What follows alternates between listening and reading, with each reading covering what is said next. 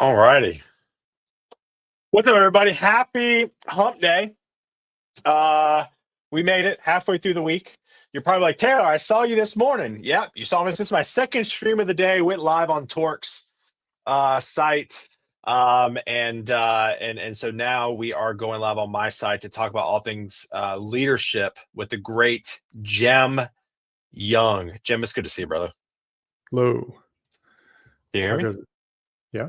Okay, all right, good. The Yeah. way you said that, I was like, did I cut out? So it was just a very methodical hello.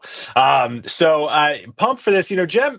So I don't plan anything. Like literally everything is fly by the seat of their pants. So literally, Jem got on this backstage with me literally 8 minutes ago, and we were like, what do we talk about? And so we're going to talk about leadership today, which is near and dear to my heart. And I've kind of gone through. I was managing a team, then was an individual contributor for a year. Now I'm back to managing a team, and I was telling Jim backstage. Now it's fully remote, or not fully remote, mostly remote. I have a few people in the U.S., so that's kind of a new thing too. So we're going to talk about leadership today, tactics. Some things Jem's dealing with, some things I'm seeing. We're going to talk about job search. So we're kind of be all over the place as always, but just have a good conversation for y'all. So again, if you are tuned in this morning, welcome, or this afternoon or morning, wherever you're tuned in from, please say, hey, would love to hear from you. You're probably like wondering, like, what is Guidance Counselor 2.0, Taylor? Guidance Counselor 2.0 is something I was telling Jem backstage. 5 years this year, folks. 5 years, half of a decade of me yapping online, and the whole goal of this is just to give back to the engineering community, and just some nuggets, some tips. And so today we're going to talk about engineering leadership or just management tips in general, that we're seeing, that we're using. But again, I want to have this live show as a way to build community. So again, if you're in the comments, please say, hey, would love to hear from you. But before we dive in today, Jem, I want to give the people what they want, man. Who are you? What do you do? And then we'll go from there. My name is Jem Young. I'm here working from home today, heading into the office shortly here in Oakland, really? California. Take my long drive down to closer to San Jose to the Netflix office. Yeah. I'm an engineering manager at Netflix. I lead 2 teams in the product platform space, and I've been at Netflix 9 years. It was 9 years last week. So That's awesome. yeah, started as a UI engineer working on the website netflix.com. Kind of always leading full stack, which is some of my interests there. I do teach a course on front end masters called Full Stack for Front End. I think we're on the 3rd version now, and a couple other courses there, including a course on engineering management. So you can tell where my passions are: leadership, full stack engineering, definitely JavaScript and Node and all that fun stuff. Yeah. Let's see. What else do you want to know? Man, I think it's a good start. Also, talk about private versus public school. That's kind of an interesting topic. We don't have to dive into that, but I think that's a fascinating thing. The kids that we're talking about as dads now. You have kids. How many kids do you have? 2 kids, 2 boys. 2 kids. That's awesome. That's awesome. So yeah, I think that's an interesting topic. Interesting. If you're a parent of young kids, what are you doing? Like, what conversations are you having? I was telling Jem backstage that we moved to a different part of Nashville, just for the school system. But I tell you what, schools and kids, that's a whole other topic. I told Jem he needs to come on. My dad's in tech, and we just talk about that. All right, so Jem, I want to dive in, man. I mean, obviously, we talked backstage. You were kind of talking about some ideas, but let's talk about leadership, man. What have you been doing lately that's working? What have you been doing that's not working? I'm kind of curious. Let's see. I'm very critical of myself, so most of what I do doesn't work. But the things I do, I love that. Well, that's what makes you a well. good manager. Let's be honest. I think you should be. Like, if you're ever like things are great swimmingly, the team loves me and all that, then you're probably not trying hard enough. I don't know. Yeah. So I've been a manager coming up on 4 years now, which is, Okay. every year I think a little bit differently about people leadership. I think a little bit differently about myself. Kind of like being a parent. There's a lot of overlap between being a parent Oh my gosh. and being a manager or a leader of people. Yeah. And I want to be like maybe delicate on this one because I'm not comparing adults to children. It's more like humans in general, trying to lead them at any 100%. stage. I think when I first became a parent and then became an engineering manager, pretty close to each other. The thing I realized most and the lesson I took is you can't make people do anything. You can't make a Oh, person do anything. Whether no, you that's can't. you can't get them to As much as sleep. I want my 4-year-old daughter to listen, homegirl Just doesn't. sleep. Just go to sleep. It's Yeah, better just for you. please You'll go be sleep. happy. I'll be It's happy. so Just good. get some Yeah, sleep. yeah, But exactly. and same for anybody. You can't make people do anything. You can convince Right. them, you can threaten, you can cajole, you can bribe, you can do whatever. But at the end of the day, like what you really want to build up is like the good process and thinking and good decision making. And yeah, Yeah, I say that for children because like that's what I want my son. Like, he won't be there all the time, so I want him to have good decision making. But the same for my yeah, team. I say this all the time: is I'm not standing over your shoulder looking at you code. I'm not in those meetings. So right. what I really want you to do is make good decisions. Mm. Um, and that's like, yeah, there's so many good overlap with parenting and management that I've learned. I know there is. What I'm kind of curious, like if we could summarize, like what are Jem's three essential guides to leadership? Like what, like if you could condense down and like give me like these are the three things, practical things that like I believe in or that I do or that I'm passionate about that I think makes a really good engineering team from a leadership perspective. What would they be? Oof. I'm putting you on the Uh, spot. So like if we need to Put me on work the through this spot. like outwardly, we can. I'm going to say one is, and I know this to my core, is I have a fundamental belief in the power of the individual Mm, and the impact that one person can make on like a company or a team and an organization, or even just each other, is not to be underrated. And that's something I like to invest in. If you had to say like which side do I lean on leadership spectrum, definitely more on the people side, making those connections, empowering yeah. people, watching them grow. So yeah, believing in the power of the individual and the impact they can have is definitely a core tenet of my leadership philosophy. Um, I think on that one, it'll be interesting to see how that scales because, as you move up, you become a little more disconnected from people, especially when you get to Oh say yeah. like VP level, you're not really working with ICs anymore at that point. So yeah, I'm interesting though to watch myself evolve and grow that philosophy and see, how do I maintain that over time and stay true to the things that I find important. But How do you how do you empower? I want to break this down a little bit because I think it's such an important topic. Also, give you another second or two to marinate on maybe topic two and three too. But basically, like when it comes to empowering the individual, being individual based, what do you look for when you hire for that? What are just some indicators when you talk to somebody like, yeah, this person is going to be able to like do this on their own almost. yeah, the number one trait I look for in individuals when I'm, looking to hire, expand the team is curiosity. And Mm, that to me is the most durable, one of the most durable skills you can have in engineering. Like, why is this way? Um, why is this team doing this? Why is the company focused on this goal and not the other? Why did this person choose to write the code in this style and not this style? Just many aspects of just being curious, wanting to know more, and wanting to learn says a lot about the individual. yeah. So, the opposite end of curiosity is someone who's just more task focused. They're like, Yeah. give me a Jira. I will close the Jira. I will go home, do that, do that, do that, do that. Right. And Right. Right. that's fine. Maybe there are some companies that are structured in that way. It's very top down, but that doesn't. There's no empowerment there. So someone who's curious is going to be the one who identifies the problems proactively and says, "Hey, Jem, I talked to Taylor. I talked to this person over there, and we actually came up with a solution." I was like, "I didn't know that was a problem." They're like, "It is, and we've solved it already." And like that's what you can do when you make that investment and you find the people who are curious. It's interesting that you brought up being curious because this morning when I caught up with our head of product and we talked about what we're doing and he's really big on AI and that's why we hired him to implement AI within obviously our platform and he talked about being curious this morning. Like that's a literally he talked about this morning. This was not prompted by any means.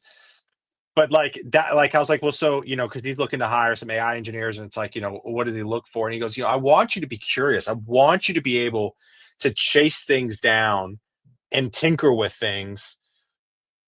I'm just trying to figure out how do people become curious? Like, because I will say I did not become curious until later in my life and trying to figure out that right. I was brought up whether right or wrong, very structured. Like you do this, this, this, and this, right? I came from kind of like my parents were both military brats, like very militaristic household.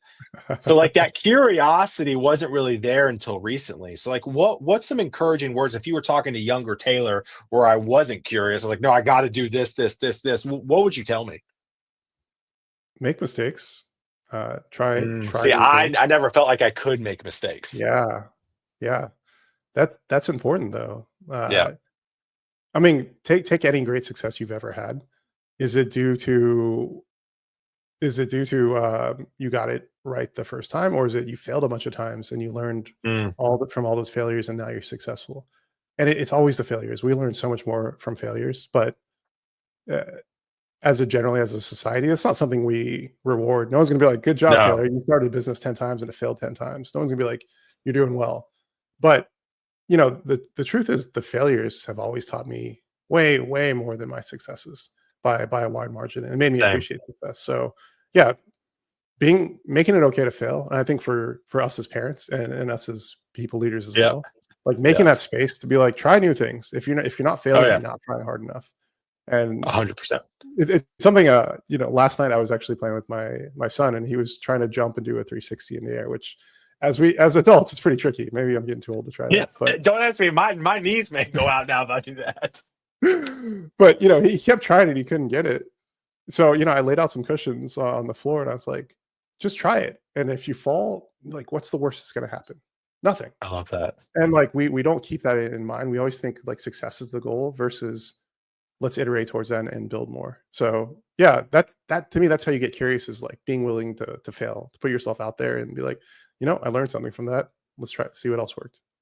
I love that. Yeah. And managing my team, I mean, I tell my team that too. Like, just try things. I mean, especially with community kind of being like, there's no like set way to do community, right? I mean, there's kind of a framework, but like, there's really no set way. So like, I tell my team, like, let's do something weird. Like I'm being told from my managers, my bosses, like just be weird. Like go experiment. And I think like having that sense of experimentation and allowing your team, I always compare, leading teams at Vaco and now leading a team here at Torque. I always compare it to football. I'm a big college football fan. Go Gamecocks, South Carolina Gamecocks. And we had some bad offensive coordinators in the past. And I think, and one of the things I've heard is that our poor performing offenses in the past at South Carolina, I've heard through podcasts that they were very tight and very nervous because they didn't want to mess up the play. Because the offensive coordinator was like very micromanaged. It needs to be this way. It needs to be run this way. So like we did. So our current coach took over halfway through the season calling plays, and he like only called like 6 plays. He was like, just go out and ball out. And then of course, like we took off and like, we beat a bunch of ranked opponents. And I kind of compare that to business. Like you kind of just got to let your team just play loose. Thoughts? Yeah, it's so, like, we're all different. I think that's a fair thing to say. We all have That's our, very accurate. I mean, platitudes. That's the way to go for a leadership Yeah. podcast. Yeah. We all have our individual strengths and things we're not so good at. So how do you like maximize that? How do you get someone's strength? Is it by putting everybody in a box and saying like, these are the boundaries of that box, even though like sometimes you're going to dip outside the box because your strength is here, and sometimes your opportunities are, outside the box as well? Or is it saying, here's maybe the lanes of things we should think about, but anywhere in here, go nuts. Like Yeah. maximize Yeah. your whatever you're good at. You're good at drawing or poetry or I don't know, getting really gnarly and kernel debugging. Like whatever that is, what can we do as leaders to like maximize that? And that's kind of what I'm Yeah. hearing from your story is just like, yeah, be yourself. Let them cook. Let them cook, as the kids say. Let them cook. Let them cook. There you go. I see some comments here, Emmett. I think the Y's missed a lot of engineering. I mean, shoot, you could talk about parenting too, right? I mean, I grew up and it was like, why do I do this? Because I said so, right? And at Vaco, I remember putting out a lot of content that there's a lot of "I told you so" leadership, or "because I said so" leadership. Mhm. And I do feel like I think one of the key essentials of being a good leader is understanding the why and communicating that to your team. Yeah. It's like, why are we doing it otherwise? Yeah. Like Yeah. It's You so gotta get basic to you. me. Like, It's so basic. Yeah, it's so basic. Christina comes in here. We have to be willing to learn from screwing up instead of doubling down on our position. The lesson is totally worth 100%, 100%. And then Emmett talks about cooking with his kids. Is giving the comment. Yeah, you talking about messing up? I'm an awful cook. You talking about messing up? Definitely cooking. 100%. Nothing a little salt, pepper, and a little hot sauce won't fix at the end of the day. All right. So first of gems, essential leadership, empowering the individual. Do you have number two? Do you have a number two? um, hmm. I feel like number two changes. Probably two and three. I haven't even thought of three yet. I'd say right now, top of mind for two is, and I'm paraphrasing somebody in some way, but culture beats execution, but execution Oh, beats vision. Um, whoa. Okay, break that down. Love that. so if it goes back to kind of what we were saying about curiosity, empowering the individual. If we're also focused on just one goal and we're all saying like this is the only thing we can do, don't do anything else beyond this behind this boundary, you're going to execute well. But if you build this culture of, hey Taylor, I have this problem to solve, and you have these skill sets that I think could be valuable. How do you think we can solve it collectively? Uh, that gives you way more freedom and way to develop solution. And will you get to the solution at the end? Yeah, definitely. But will it be a better solution than just do it because I said so? Absolutely. So that's what you need to build a strong culture, and that beats execution any day. It's going to get you much stronger execution. But it's so I think it's hard, especially for senior leaders, to see that, because they're like, all I care about is this number, moving this number up in some way, versus let me invest in my culture, let me build an inclusive environment, let me allow Mm, people to make mistakes and have freedom in what they say and do. And that's much harder because it's a longer term investment that takes, a longer time for them to pay off. So that's why culture always eats execution, but execution eats vision. It's fine to have a vision. It's fine to say, here's what we want to build, pie in the sky, and everybody's like, yeah, this is great. Woo, I'm pumped. And then you get back you to your gotta do desk it. and you're like, all right, so what do we do? Right. Yeah. Like, but the vision, we got branding and all this, but at the end of the day, get stuff done. Like that, I'm Yeah. I'm always a bias towards action, maybe sometimes too much, but it's just like, cool, great discussion. What are we gonna do? Like, let's not just talk about it, let's do something.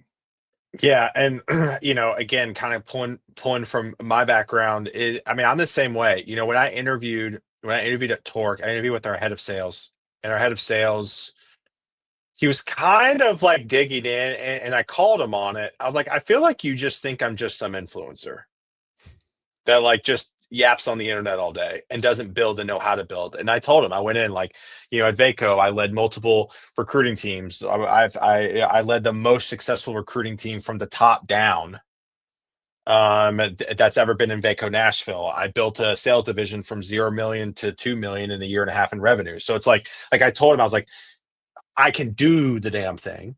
And then, and even right now, when I went to Boston last week with Torque, I had like 90 seconds. When you're getting up from dinner with leadership and you're catching up with people, and like our CEO, I went to the CEO and I was like, "Hey man, I just want to check in how I'm doing." And he was like, "Man, I'm loving it." He goes, "You just don't ask for permission." He goes, "I love it." And I was like, "Hey, good, thank goodness." But I think like it's what he said. He goes, "For too long, we've had people just vision and no execution."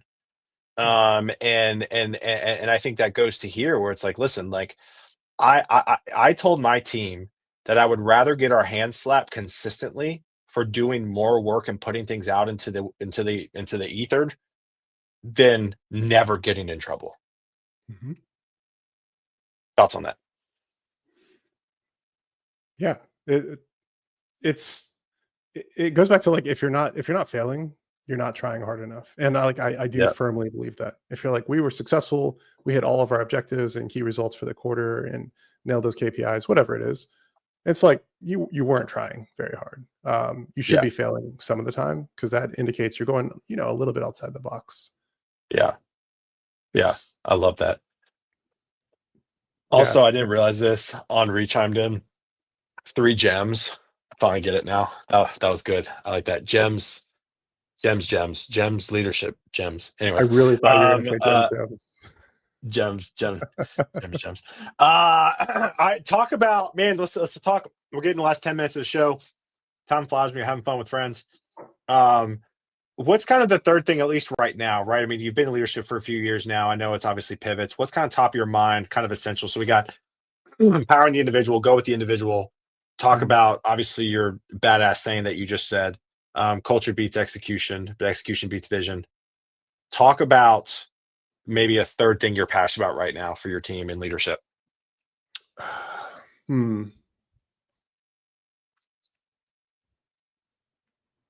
Thinking more. Keep thinking. I'm going to say something Hmm. that I'm learning in my role.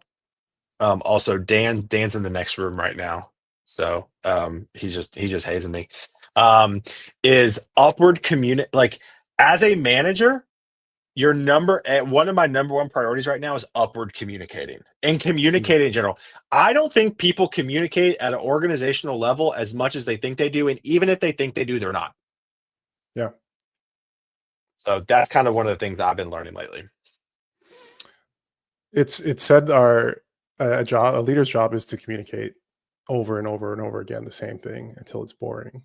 Um, and I do believe that to a certain extent.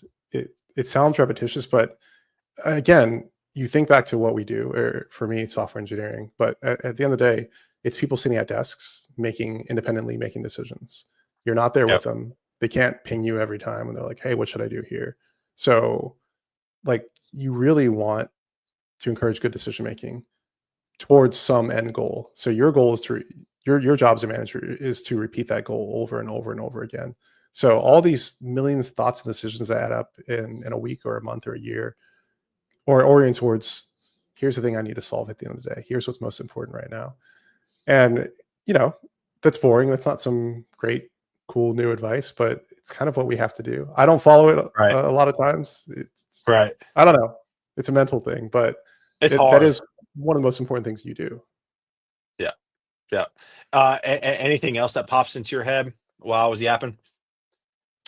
Um, one thing, well, your previous story on how you drove the most recruiting for that company in the history, Yeah. and someone was like, "Yeah, but you're an influencer. Like, what do you care?" It made me think Right. about great versus good. Uh, Great people don't stay in the lines. They don't do what other people have done before, just a little bit better.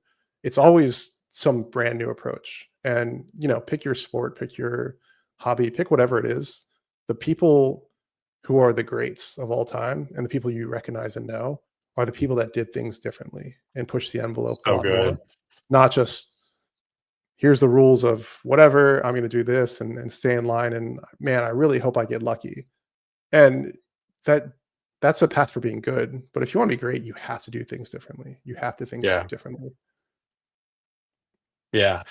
No, and I agree. I mean, and I made a newsletter post about this 2 weeks ago. And I've talked about it a little bit. I mean, the last 4 years I've dealt with more imposter syndrome than I ever have my entire career. Arguably I've career transitioned. I've gone from recruiter to whatever I do now, right? And it's one of these things where even my wife the other day we were in the car and she's like, it's kind of wild how you like pivoted your entire career without ever having to start over in a way. And but like I've had so many people over the last 4 years basically tell me like what I was doing was wrong. Hmm. And I've had chief marketing officers try to shut me down. I've notably had people talk behind my back. They've come out lately and apologized to me like face to face about it. Um, I've had people tell me that like what I'm doing is selfish and all that, and like I was about to hang it up, and like I texted, I texted friends like Kelly Vaughn and a few other engineering friends in the community. I was like, do I just need to go back to being a recruiter? It's like, do I just need to hang this up? And all the people who I texted, I would text you. I don't have your number, but like I literally was like, everybody was like, no, don't do it, don't do it. And so Mhm. like my encouragement to everybody is if you have haters, that's a good thing. Yeah, it's one piece of advice I try to follow related is like, I won't say be yourself because that's such a platitude, but I know. I'll say be consistently authentic. If you believe something is right, and you're like, this is my vision, and I believe this is the right thing to do, and it's different. Of course, people are going to hate on you and say like, that's not the way things are done before. But the way things are done before will just end you up with the same problems. Yeah, I Yeah. think it's some saying of like, we can't solve the problems of today with the same thinking that got us here, and like that is Oh, so good. eminently true. So good. So I think your career is a testament to that, of people saying like, yeah, but that's just not the way things are done. That'll never Yeah. work. And, Right. and look at you now. You Yeah. you just keep pressing on. But Yeah. having that kind of inner belief in yourself is really hard. And as leaders, like that's something 100%. we need to foster in people. Yep. Like this belief of like, this is the right idea and I know it. Um, that's how you solve these problems that you didn't even know exist. I love that. I love that. As we wrap up here, I kind of do rapid fire. But I do want to talk roughly about the job search. You and I Yeah. talked about this backstage. You talked about recently you just hired a little bit. I mean, let's call it what it is, Jim. How's the market right now? The market's not great. Yeah, yeah, That's being generous with it. yeah, Especially in tech, salaries haven't risen. In fact, they've fallen. yep, Job satisfaction in general across in America is at a 10-year low. Um, we see these companies kind of, we always knew corporations weren't authentic. They have one purpose, that's just make money for the shareholders. But to see them roll back these kind of all these beliefs they rolled out in 2020 um, isn't surprising, but it's also, I think it's pulled maybe some of the wool from people's eyes, where it's like, no, this company's good and they believe in this and they do all these things, these causes I support. But I'm like, it's a corporation. They do it because it's good business for now, and they'll yeah, always do good business. I That's always been my understanding of corporations. So like none of these things are shocking to me. But I think seeing that has made people question their careers, where they're working, and all these things. But they're also stuck because the market just is not great right now. So you have all these factors yeah, that, you know, what I really want people to carry into 2025 is like, be optimistic, challenge yourself in new ways. You're not who your job is. You're not who you work for. yeah, You're more than that, because the job market, it sucks right now, if I'm being honest. yeah. I mean, I was gonna make this a social media post, but I do think right now, and Dan, I love this. Kind of go back to our last conversation. Doubt kills more dreams than failure everywhere. Mhm. Someone smarter than me said it. I don't know who. Yeah, yeah, for sure. I think too. I think there's just general trend, and I know we can kind of dive into a whole other thing, and I know we're at time, but like, I do think right now in this market, you almost had to have done the job before you get the job. Yeah. I Yeah. think we're not in this boom right now where it's like, sure, we'll take a risk. Like, why not? Like you don't know how to code React. Like, that's fine. We'll figure it out. We're not there anymore. And so like my biggest advice for folks who are really having problems finding a job, like you got to build something on your own. Like you got to go Yeah. volunteer, you got to take on work, you got to do something and show something, because guys like Yeah. Jim, unfortunately, are not even going to look at you because Jim's already looking at hundreds of resumes for people who've already done it. Thousands and thousands. Thousands, yeah, I mean, It goes Jem back deals to with what a we little were bit more of saying. a yeah. Yeah, go ahead. People will ping me for job advice all the time, and they're always like, "How can I get a job?" Et cetera. Variations of that. As I know for facts, I've seen you answer those questions all the time on Twitter. Yeah, And the fact is, like what we were saying earlier on, if you want to stand out, you have to be different. And that's the same advice I'd give to everybody: is you may have a great resume, a great cover letter, you know, all that stuff, but so do hundreds and thousands of other people. You want to get that role, do something different. I couldn't say what that is, but you got to approach it differently. Don't complain why. I mean, I won't say don't complain, because the job market does suck and you have every right to yeah, yeah, complain. like, I get complaint for sure, yeah. But it's also, if you're doing things the exact same way as everybody else, then You're how, not. you're just rolling the dice there, versus saying like, let me try Yeah, something way outside the band.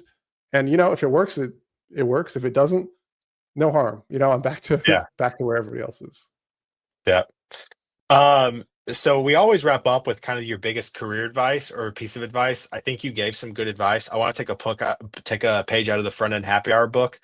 You got a content recommendation? You got anything to recommend right now that you're Ooh. watching, reading, tinkering with, Uh, maybe from a technical framework perspective? I don't know. um, so I'm different. I don't read leadership books generally. Sometimes I do, I don't but it's either. pretty rare. Yeah. Sometimes people read so many books. I was like, you don't read those. There's no way you're churning There's through no, all yeah. of Like, them. how do you read that many books? Like, pass.